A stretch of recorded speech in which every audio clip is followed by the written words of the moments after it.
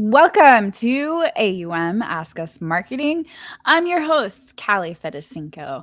I'm the founder of Savvy Advisor Marketing, a digital marketing agency developed to build relationships between financial advisors and their target audience using data to create websites, online content, and ads. We build relationships first and we grow numbers second. And to share a little bit more about our agency in a short 43-second clip, here is Kevin Bacon. Hi, I'm Kevin Bacon, CFP. Cute, fun pig. Before Savvy Advisor Marketing, I was just a jar of dreams. No niche, no leads, just loose change and a lot of hope. I thought marketing meant posting once a month and praying someone saw it. Spoiler alert, no one did. But then I got savvy. Now I've got a brand, a funnel, a wait list of quarters. Seriously, quarters, not just pennies anymore. Anyway, I gotta go. I'm filming my next Piggy Tip Tuesday.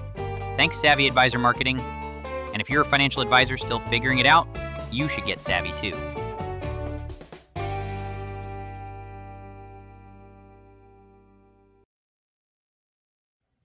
Isn't he adorable? If you want to see some more videos of Kevin Bacon, scan that QR code and it will take you to his playlist where he's got a bunch of shorts.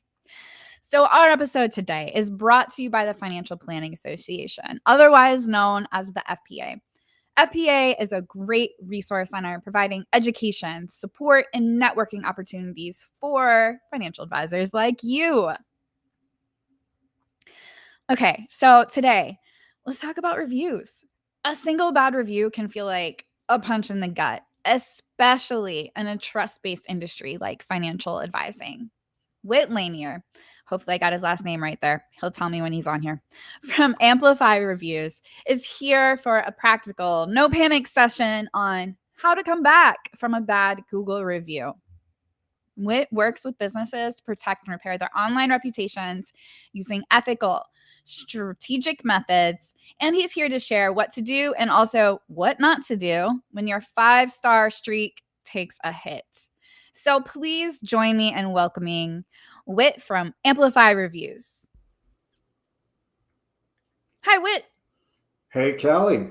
Thank you very much for having me. You're welcome. Did I get your last name right?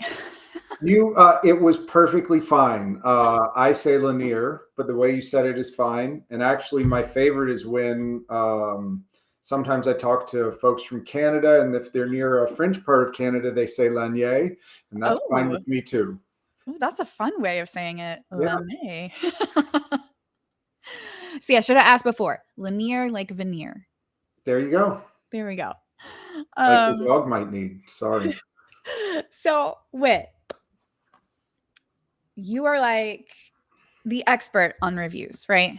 But before I jump into what we're supposed to do when there's a bad Google review, I want to kind of give an idea of what the advisor review landscape is right now. And you're working with advisors every day on getting and managing reviews. What are you seeing? Yeah, so I'll try and hit the real high points because I know we've got a specific topic here today. Yeah. I would say there's two big trends. One, while we have seen a ton of adoption in even the past 12 months, the majority of advisors are not taking a proactive approach to trying to get reviews. And that is a risk, which I think is relevant to the topic today.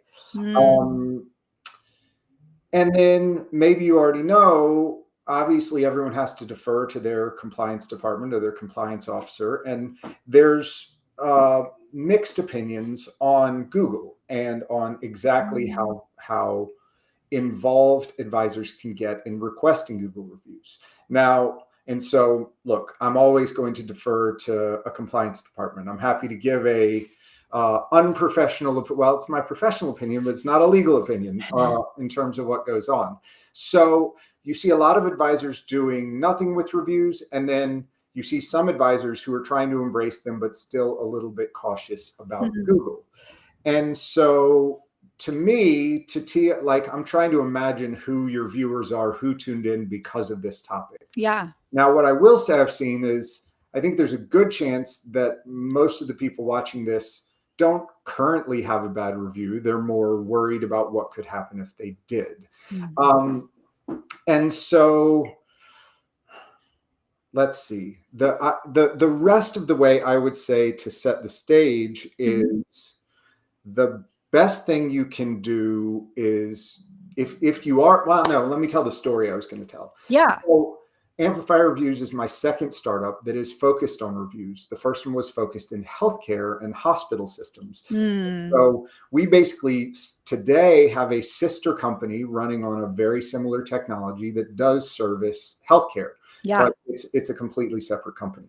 But the story that I have from there is there was a vision clinic who was doing nothing to collect reviews. But because they have a much higher volume of patients and sort of throughput, they were still organically getting 100 reviews a month just because they were seeing thousands of patients a month. Yeah. Okay. However, they, in those 100 reviews, their average each month was about a 3.5 star rating. And when they signed up with, it's our sister company, Ratings MD, and started proactively asking every patient who walked through the door to leave a review, that went from 100 to 1,500 reviews a month. But more importantly, the average rating went from a 3.5 to a 4.5. So that's sort of the first thing that I think people forget, because look, advisors, a lot of them are apprehensive about asking for reviews. But taking a completely passive approach, really what you're saying is the only people who I want to leave reviews are the ones who take it upon themselves. We know from data and from other industries that the two categories of people who are most likely to go leave a review, like in the healthcare world, it is, that was the most amazing doctor in their field and I need to go tell the world, or that doctor is the biggest jerk I've encountered, made me wait 45 minutes just to be seen and I was underwhelmed.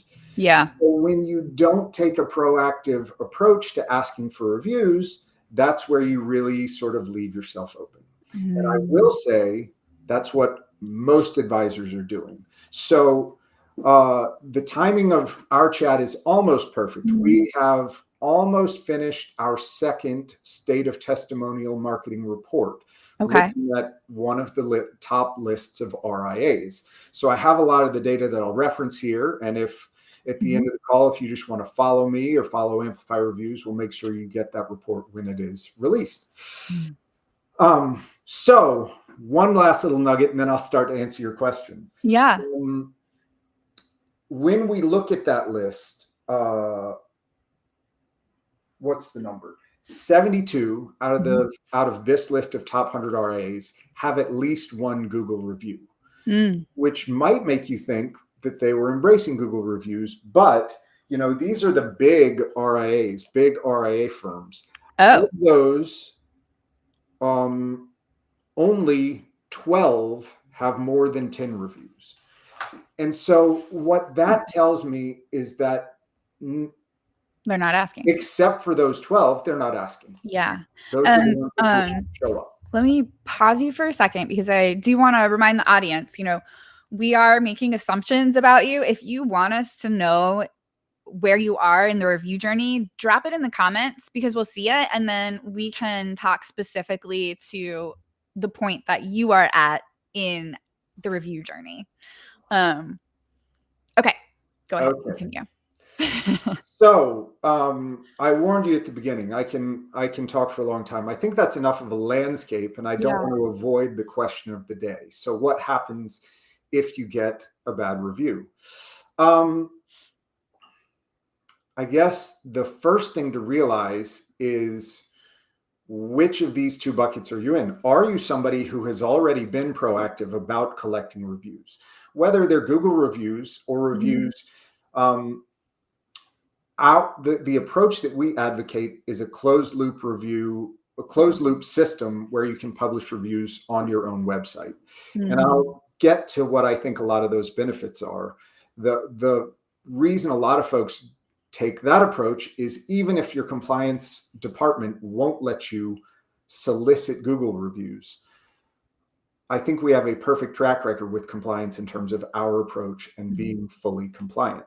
So, so let's say two categories. One is you already have a bunch of reviews and now you've gotten a bad review. And then category B is you have never done anything to get reviews. And so you have very few or no reviews and you get a bad review. And I feel like most advisors would land on the second one you described. Yeah. At least in my experience with them. So I'll quickly touch on the first case, and then we'll dive into the second one. Okay. First case, if it's a kind of bad review, believe it or not, most of my clients understand this. You should be happy to have it. If you have a 3-star review that is like, because of this specific detail, I could have imagined things going better. If that's your 1 3-star review in the context of 55-star reviews, the right way to look at that is that now a website visitor has a reason to believe the other 49 reviews. I was just going to say, is I remember the stat came out from Amazon, and they're like, the products that have 4 stars sell better than the 5 stars because people don't believe the 5-star rating. Yeah. Well, for better or worse, a lot of advisors, a lot of our clients have a straight 5-star average rating. And if we have time and we want to, we can talk about why that likely is the case. But consumers, you sort of touched on this by referencing Amazon. Consumers are very savvy. They use reviews in every other facet of their life. They don't expect a 5-star average rating. They may be suspicious of it. And so one of my early clients has a 2-star review that says, I called and no one called me back. And to me, that's a perfect bad review.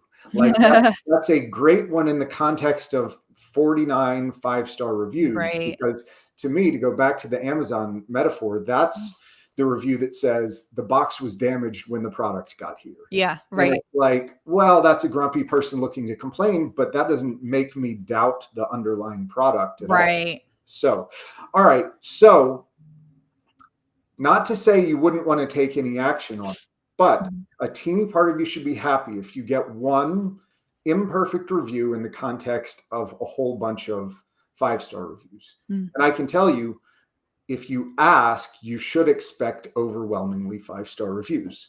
But so let's talk about the worst scenario, which is you've got 1 to 3 reviews, and now you have a bad review. Well, we do want to, and I think you teed this up as a Google review, so we can talk about that. So the next sort of set of questions, or the next thing you should think about when you react is this a valid client complaint in the review? Because one of the things that I think we're going to want to explore is whether you should try and report it to Google, or whether you need to pursue other avenues in terms of how to hopefully remedy it. Google has a pretty straightforward set of policies. And so the things you can't put in a Google review, you can't impersonate someone. You can't have anything that is misinformation or misrepresentation. You can't have profanity or obscenity. So if you get a really angry person, it might do you a favor. You can't have personal or sensitive information. And the reviews need to be relevant to the products and services of the business. So I have another anecdote of a client who had a little bit of a disagreement with one of their contractors. Contractor wrote an ugly review on their Google business profile about their experience working with them as a contractor. Well, they reported it to Google, and Google did take it down. And when we look over Google's policy, I think it's that it was not relevant to the products and services of the business. I think you told me as well that they can't leave a review if they're not a client. Well, so that's tricky. That's another reason Google is tricky. So you're correct. What we were talking about when that came up is the SEC makes a distinction. They sort of did advisors a favor. They make a distinction between testimonials, which come from current clients, and endorsements, which really come from anyone other than current clients. Okay. And so we are a big advocate of structuring your review campaign as a testimonial program. So when you use a closed loop system and you tell the world these are testimonials from current clients, that's another teeny bit of an insurance policy. Yeah. If somebody who's a non-client or even a former client writes something, you can't cherry pick only your favorite reviews, but you shouldn't show something that's not a testimonial. Right. So, Okay. And is a closed loop review, would that show on Google, or is it specifically on your website only? So I'm going to talk through a couple ways I can interpret your question. In Okay. each one. In the Google Business Profile, where if you're on a desktop view, the little right-hand box for the Google Business Profile, those reviews are based only on Google reviews. Okay. But there's a number of ways that the reviews on your own website would show up on Google. So one is down below. There's often something that says reviews from around the web. And you could expect to see the ones from your website showing up down there. But then maybe more importantly is when you implement reviews correctly on your own website, you add this schema markup, which tells search engines and AI tools that they are reviews. They structure the content that way. And so if you go Google there you go. Right here. And let's see, if you scroll down, do you have anything reviews around the web? No, but down there where it says reviews, 9 Google reviews, that's where it could show you other review sites that it would summarize. Gotcha.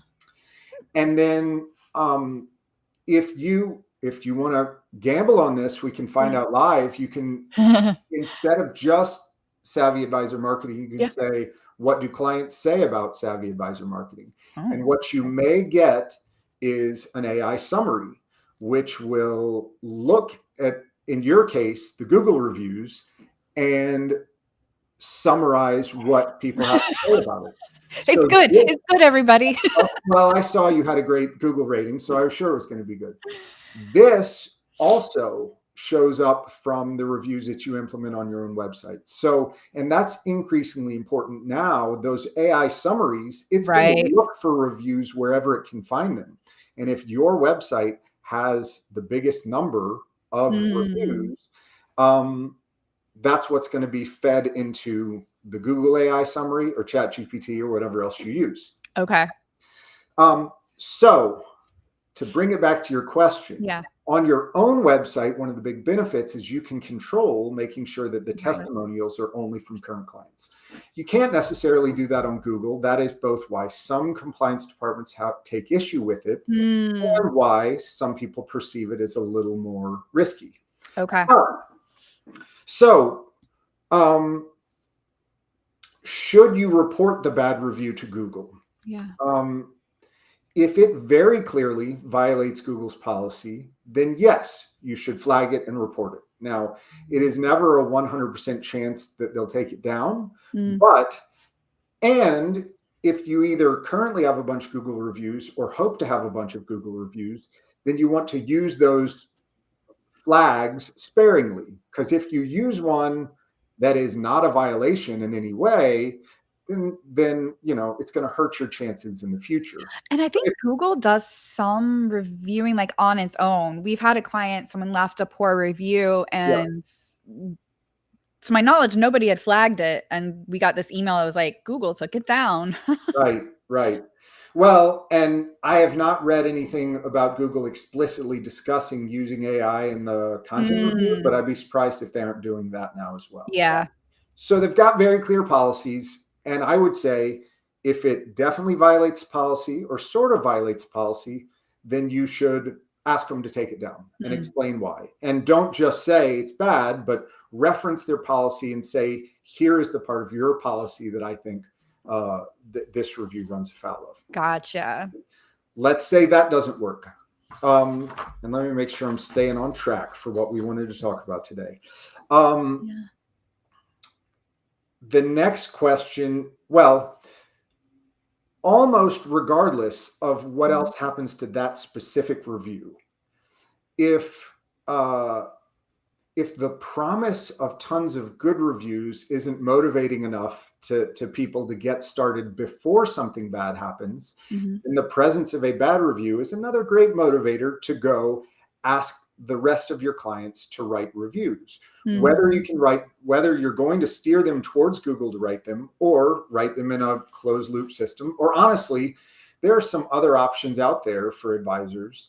The best, like the simplest tactic to deal with a bad review is to drown it in good reviews. And if your bad review is one of 3 reviews in the world online, that's going to feel bad because it is bad. Right. But even then, consumers are unsatisfied with that. Like, it will be a deterrent, but they know that's not a big enough sample size to be representative of the client experience. Right. So if you've got 3 reviews, one of them's bad, and then you dump 50 or 100 positive reviews, either on the same site, Google, or where people will find them online, again, consumers are not going to want to make a decision based on any 3 reviews. They're going to want to try to find what they can find.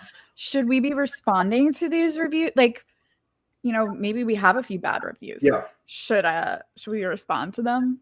So, excellent question. I'll dive back into the data, and this is in the report that's coming out now.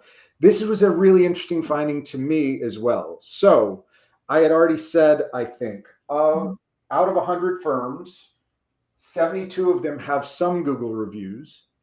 And of those, 13 firms are either responding to all of those reviews or to some of those reviews. Now, I share that because it is fascinating to me relative to other industries. And there are, I don't want to nerd out too hard on the compliance here, but there are implications to responding to reviews. If you wanted to take a very conservative interpretation of the regulations, and sorry, I should quickly say, my lens is normally the SEC marketing rule, which I think is the one that opened the door for all these things. Right. State regulated advisors, where the states allow testimonials, they tend to very closely mirror the SEC marketing rule. There are still some states, just under half, that at the moment don't provide clear guidance. So when I talk about regulations, I'm talking about the SEC marketing rule. The most conservative interpretation could be, if I interact with a Google review, I could be seen as becoming entangled with it and or adopting it. And that then puts some compliance burden on me. I don't know if I buy that. Some compliance departments do. So that is, I think, the reason why some folks might not reply. But if we take a step back and think about every other industry where we are consumers and where we interact with and rely on reviews, reviews become the public-facing customer service of a company. And that's why, so a job ago, I was focused, one of my responsibilities was reviews for apartment communities, so apartment buildings. And very clearly, the standard in that industry is, yes, you respond to every single review, because prospects, you extrapolate from that, what would my experience be like working with this management company living in this apartment community? Right. And if they're not going to respond to either a positive or a negative review that's out there in the public that everyone can see, why would they ever respond to my private concern that I'm calling saying, hey, my toilet's been running for however long? What if it's an old review? Like let's say I've got a review from 2020. Should I, and now I've started this campaign to get more reviews in and I'm responding to them. Should I respond to the old one? I don't see the downside. Okay. Like, you may or may not. So again, on Google, right, in order to leave a Google review, you have to have a Google account. And that means, we would assume that it's sort of an active Google user. That means that person would get notified of your reply whenever it is. Okay. And so one of the next things that is an option, let me see if I'm getting ahead of us. Well, we need to talk about it. Don't lose sight of the fact that a person writing a Google review has the ability to update or delete that review. Oh, So that's okay. the other advantage of both responding. Like, Mhm. it's sort of customer service 101. If somebody has a complaint, you don't want to tell them, you don't want to sort of Ignore um, it. refute their complaint. You Mm. want to make sure that they feel heard. Yeah. And in fact, I should have had this data ready to go. I have a graph of what the motivations are for people to leave a review. Mm. And one of the top 4 reasons that people will go take the time to write a review is if they had a bad customer service experience that was made right by the company or Mm. business that they were working with. Yeah. Okay. And I can see that. so a lot of times that's all somebody with a complaint wants to hear is they want Yeah. to feel heard. They want to feel that you care about it and that you're going to make some effort to do something about it. Right. So if you're unsuccessful getting Google to take something down, and if your compliance department will let you, you can either respond directly to the review that will be publicly visible on Google, and or if you know the person who wrote the review, whether or not they're a client, you can reach out to them to try and resolve whatever the underlying concern is. Now, this is my check with your compliance group. Of course. Compliance may or may not let you explicitly ask, would you take down that review or would you change your review? But Okay. I have to imagine there's no compliance issue of saying, hey, I saw you wrote us a bad review. I just wanted to reach out and find out more about your experience. Apologize if we weren't meeting your expectations, blah, blah, blah, blah, blah. I think even if you don't, if you're not allowed to explicitly make the ask, a lot of times if you appease them in some way, they'll know that's what caused the phone call. That's what got their attention. I think there's a good chance that'll soften it as well. So to summarize the question you asked, if you're allowed to respond to reviews, I would say yes. Okay. And then here's where I will be honest. I don't know what the turnaround time is to find out if Google is going to take action on your review or not. But the most recent experience I had with a client, with a contractor, it was within a week or 2. Okay. So I feel like if they're going to take action, you should know roughly in that time frame if they're going to. Okay. So what are responding, asking for reviews? Is there any other way to rebuild trust online if you've gotten a bad review or 2? Well, what I like to remind people, I alluded to at the beginning of the call, understandably, advisors are apprehensive about asking, and for a number of reasons. Sure. There's the back of their mind fear that they will get bad reviews. And then there is I don't want to feel needy. I don't want to feel like I'm asking for pats on the back. Well, there is a big advantage to the fact that this industry may be the last industry to embrace reviews, right? Just about every other industry. So again, all the other industries that focus on reviews have trained consumers for us. And the other thing is, I like to push on the idea that your current existing client might leave you a bad review. And really, I think if you stop to think about it, you understand why it is so infrequent when it happens. Right. Kalli, if you are my financial advisor and I get a request from you to write a review, first thing is I have to be unhappy. I have to be unhappy with some facet of the service you're giving me or the work you're doing. Second, I have to knowingly want to publicly air that grievance. Yeah. And then what I talked about, and this is the big one, third is I have to say, and I want you to keep managing my money. Right. And I know that you're reading them because you asked me to make one. Yes. And so that's, it's a very small sliver of a Venn diagram where somebody would meet all of those criteria. Right. Because, as we were saying, if you're going to take a closed loop approach, this still doesn't happen, but you maybe could be worried that your email made me reflect and realize, actually, I'm not very happy. I Mm. am going to take this opportunity to publicly tell you that I'm not happy. Yeah. And presumably then I'm also going to say, and I'm going to go find another advisor. And if Mhm. that's the case, well, I will receive your feedback. But if I've been telling the world everything on my website is Mhm. testimonials from current clients, then what Oh, you just wrote doesn't belong with those right. votes, those ratings and reviews. Right. Okay. So when you and I talked before, I did say, Mhm. I don't like to talk about this that much, but I have a client who did have sort of a difficult PR situation, and I Yeah. think lost some clients. Mm. Well, after they left the clients, after they lost, and I don't think they lost a lot, but they lost some clients. They then did a testimonial request program.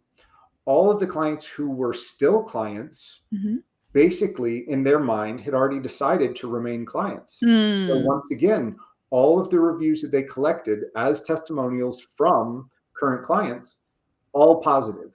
And so Mm. now you go to their website, it's nothing but positive reviews. And you have to work pretty hard to go find dissatisfied folks that were former clients that wrote something somewhere online. Right. So, Okay. So that just gave me this concept, the closed loop, open loop, I guess. sure. So you would definitely want to say then on your website, these testimonials are from our current clients only, because you would want to make it appear like, oh, all my Google, not that this would happen, but it could, right? All my Google reviews are bad, but the reviews on my website are good.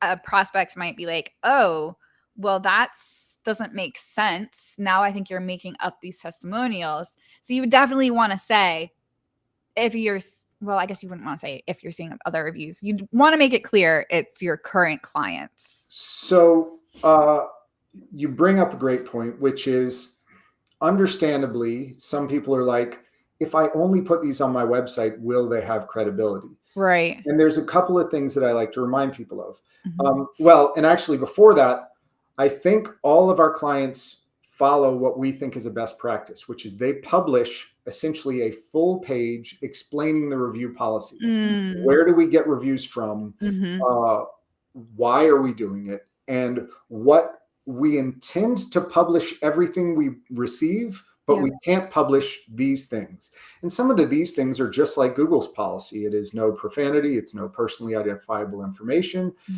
The SEC has 7 categories that testimonials fall under advertising if you're Mhm. using them on your website. And there's some things you just can't say in any kind of advertising, like a performance claim. Right. So you could have a real cheerleader of a client that says, I've gotten a 30% return this year, and I'm sure Callie's going to do the same for you. Right. Now I can't use Unfortunately, it. can't publish that just because they're not in a position to do that.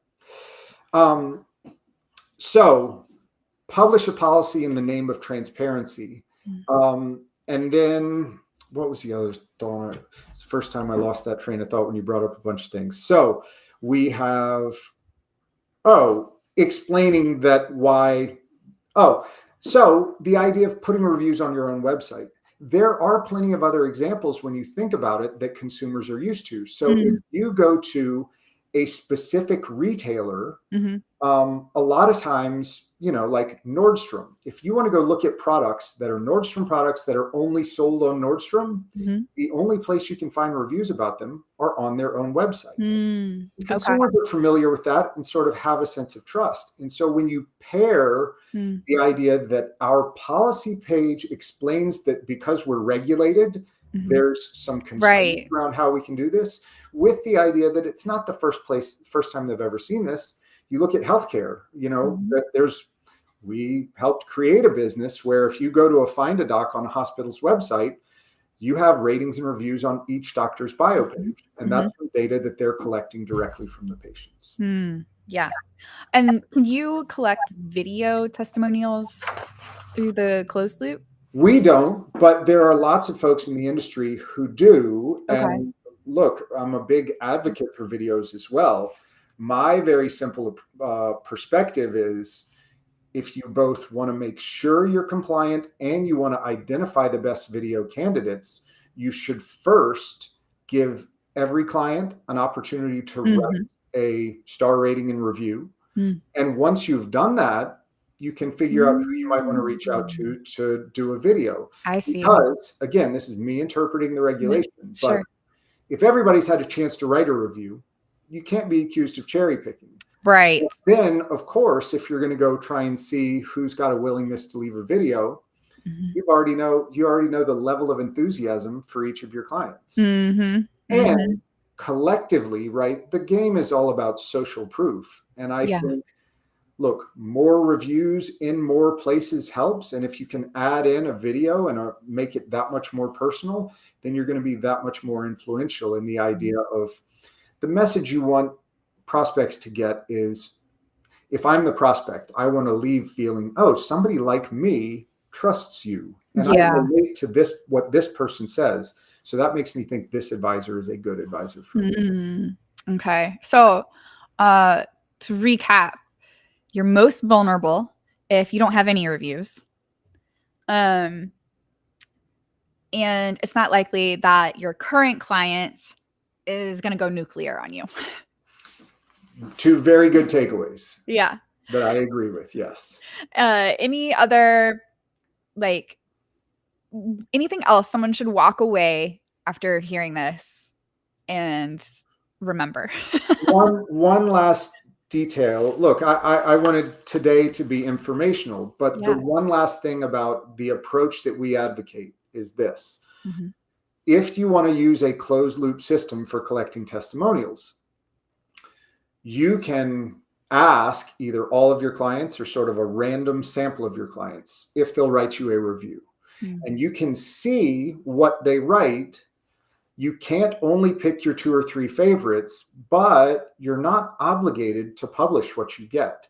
So theoretically, this is getting to your question about fear and hesitation. Right. If you go ask for Google reviews, whatever gets written is up there forever. Well, unless it violates your policy. If you take a closed loop approach, what you're doing is first doing a client feedback exercise, but saying during the collection, we may publish these as testimonials on our website. You aren't obligated, right? There's nothing in the regulation that says if you collect feedback, you must publish all the feedback. Yeah. You can't cherry pick, but you can say, worst case is, oh, our clients aren't as happy as I thought they would be. And you put that on the back burner and address whatever the underlying concerns are. And maybe in 6 or 12 months, you go try a reviews program again. Yeah. But that's what I think a lot of people don't realize is that you can do this temperature check. Now, I know from having this front row seat, you're going to get great reviews. Right. Everybody does. Yeah. If you have clients that have chosen to stay with you, then they're going to have nice things to say. Right. Yeah. Okay. I love that. Thank you so much for your time, Whit. This was very enlightening.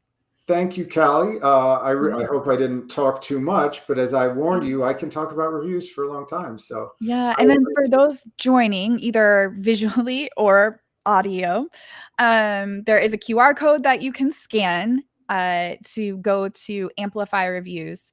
And then I pretty much just said the URL. If you're listening only, it's amplifyreviews.com.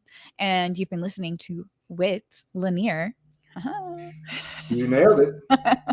And look, you correctly pointed out, I should have a better call to action. The things people can look forward to. We're about to release this report on the state of testimonial marketing. It's our 2nd annual report. So interesting data and the trends and whether or not that interests you. I also enjoy talking to any advisor who's pondering review. I don't feel like I've seen everything yet, and I like to hear people's perspectives. So regardless of how close you think you are to implementing a program, I'd like to chat. Yeah. So you can find Whit at the website or on LinkedIn.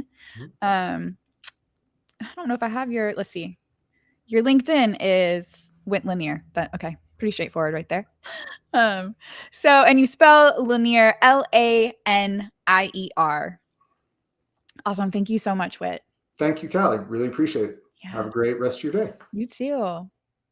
And for those joining, hey, you got a marketing question? Of course, we answer them here on our live stream, but maybe you're a little shy. You don't want to put your question for everybody to see.